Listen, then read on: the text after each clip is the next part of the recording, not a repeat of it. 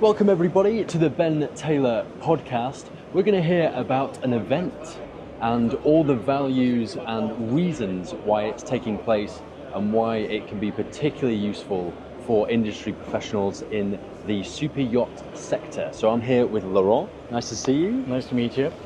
So tell us a little more. I suppose let's start with context about why the World Yachting Summit is taking place and what's really the driver behind making it happen. One of the things you mentioned, you said, is super yachts.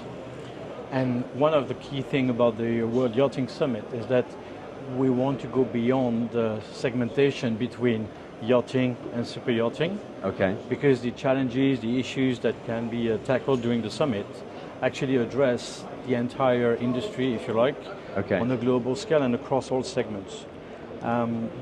Yes, the markets are different between yachting up to 24 meter and super yachts above, but the reality of the markets, the client practices, the evolution of businesses and models, the challenges faced on the technological side, on regulation constraints and stuff like that, actually are relevant for all segments. So, which is why we make it the World Yachting Summit, rather than separating between yachting and super yachting.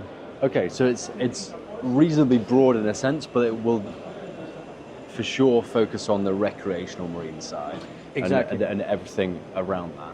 So what are the core values of this? What can people expect throughout the event? You have to think about it like the Davos World Economic Forum, which is taking place right now. And the idea is really similar to that, inspired by that, if you like, or like the COP. Bringing participants together is not about listening to a speaker explaining their stuff, but it's about everyone gathering to exchange as a convergence platform to share ideas, to also discuss their challenges across the various aspects of the industry, and then being able, based on these, to have panel discussions between all the stakeholders from all the various aspects of the industry. It's really the spirit of it is really based on the Davos experience. And because of that, we want it to be as a summit that actually brings, is both educational for everyone taking part, but also then is in a position to, I would say, issue recommendations or help the industry work towards roadmaps for the future. Yeah, and so what are the core topics that people are going to hear about that are so important to the industry? Well, we've divided the editorial program into 4 different sections, basically. Main topics, and then there's subdivisions. Typically talking about business perspectives, so looking at the evolution of business across the world, so not just regional. Kind of business operations and how they actually function, or the challenges they're facing, or what part of... Anything that has to do with business, indeed. From the operational side, the evolution of business models, because there are changes, obviously, with digital age, the internet, intelligence, artificial intelligence as well, and consumer practices, clients' practices change as well. So that needs to be looked into. Looking at the potential and the perspectives for the market based on the various business models as well, and looking at it from a global perspective as well, to be able to drive growth, not only in the existing mature markets, but how to drive such growth in emerging markets too. So that's one area. Yeah, and I think you're going about it in a really interesting way, because we're going far beyond yachting when it comes to the content and the speakers.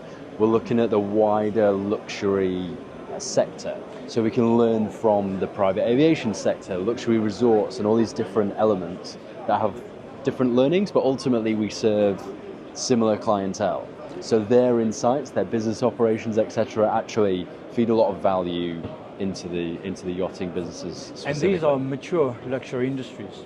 When you think about luxury hospitality sector, for example, when you look at luxury automotive, you look at private wealth and how private wealth management is changing, how wealth is, this transmission of wealth into new generation. And all these industries can bring in their own perspective, explain where they stand and how they operate, so that the industry itself, the yachting industry, can actually learn from as is external industries that indeed address the same clients. Yeah. And how do you, throughout the event, how do you drive engagement? Because I've been to far too many events where fundamentally you turn up, you listen to someone talk, and then you leave. So how do you make sure there's this kind of cross-pollination between all the attendees, as well as the keynotes and key people and stakeholders around the industry really do mix in with each other, share knowledge throughout the whole time, rather than just a half an hour talk or a 1 hour panel discussion on certain what topics? I said about the 4 topics is that we only talked about the first one, which is the business side. Okay, yeah. The other ones will be on the development of destinations, especially destination and yachting experiences. So that combines, because obviously you have a yachting experience in destinations, whether it's an existing one, well-known one like the Med, or you're looking at new markets. Yeah. Then the third one is about the practical matters and especially challenges of the industry when it comes to sustainability, the path to net zero. I mean, that's something that is quite important in the industry. And one of these, and basically all of these challenges also come down to what I call the fourth pillar, where you need to work on improving the industry's image to the general public as well. Yeah. And there are ways to work on that together to address those challenges, whether you're looking at it from a purely marketing perspective, but also from a practical perspective when addressing these challenges. Yeah. And the way to engage is pretty simple, is that participants will register for the tracks that they prefer, but they can also participate in, I would say, across the tracks. Okay. Of course, you can't attend 4 conferences or panel sessions when they take place at the same time. Yeah. But you're able to, in the summit, to decide that on these days you want to do panel session 1 and 2, for example, of track 1, and then you'll be able to do track 2 and 3 the next day. Yeah. Whatever. You build up your own agenda. Yeah. And the key point is that everyone takes part. When you're a participant in a panel session, yes, you will have some experts that will be there to talk about these panel session expertise, but with the involvement of all the participants to be able to not only ask questions, but actually share their voice, give their point of view, because they're also experts. So it's not meant to be like a 1,000 people type of conference, in a big auditorium.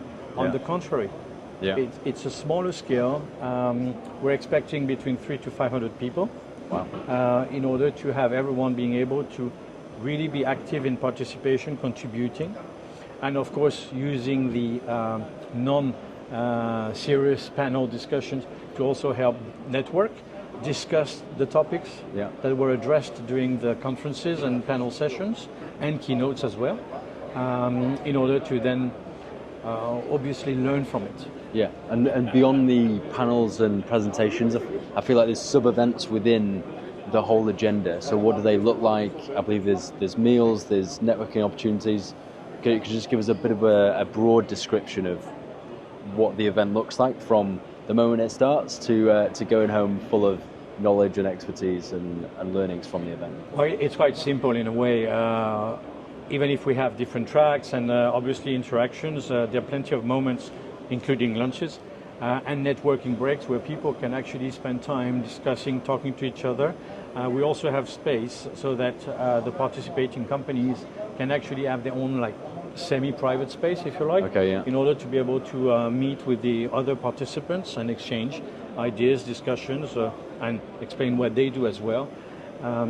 And then, of course, we've got the evenings where we do have social events in order to be able to have a bit of fun, but also further interact.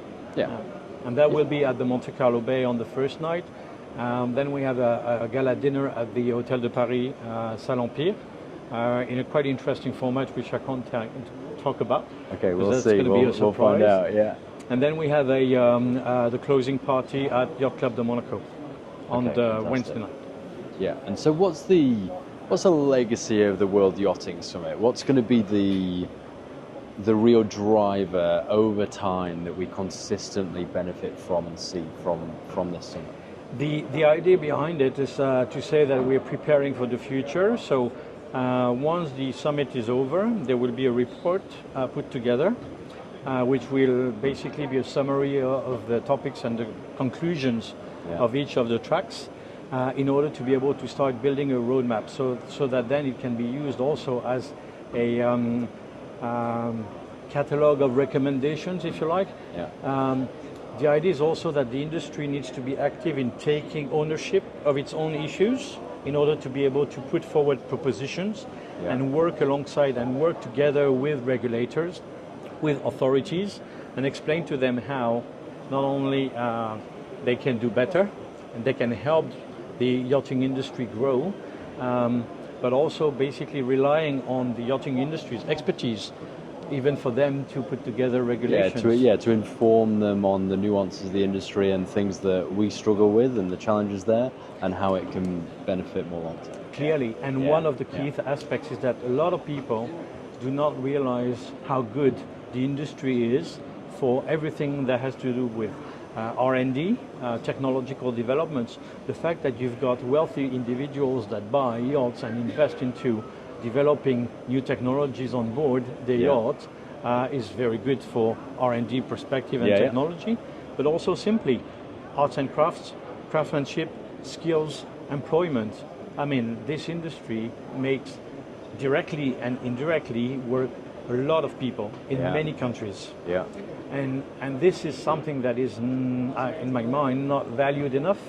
And so the idea of the summit is also to be able to bring that forward, to show how the industry is forward-thinking, responsible, and obviously working towards more sustainability as well, rather than being criticized or vilified as a as a polluting and industry that's doing bad for the planet, basically. Yeah, absolutely. Okay, thank you very much for your insights, Laurent.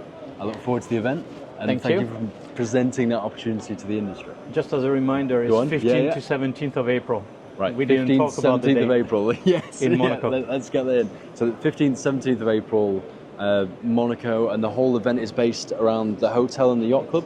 Yes, we have basically we're taking over all the rooms of the hotel, Monte Carlo Bay Hotel. Beautiful. And that's for the serious side, and then between Monte Carlo Bay, Hotel de Paris, Yacht Club de Monaco for the entertainment, the events and everything networking, around it, the cool networking side of things. Okay, brilliant. And then we're ready for... No. Go on. No, just anticipating on 2026 we'll be in Dubai. Right. That's already set. Right, okay, so it's gonna move around to various different hubs of the industry to make sure it's really got that international coverage. That's the idea. And those opportunities. Okay. Initiated in Monaco, moving to Dubai in year 2. Then whether it comes back to Monaco or goes somewhere else, we'll see. We'll find out. Okay, watch this space. All right. Thank you. Thank you, Ben, for presenting the opportunity to the industry. It'll be interesting to see. You're welcome. Everybody, if this content is insightful and useful to you, make sure you're following here to see plenty more of it. We'll see you again on the next episode. For now, that is all.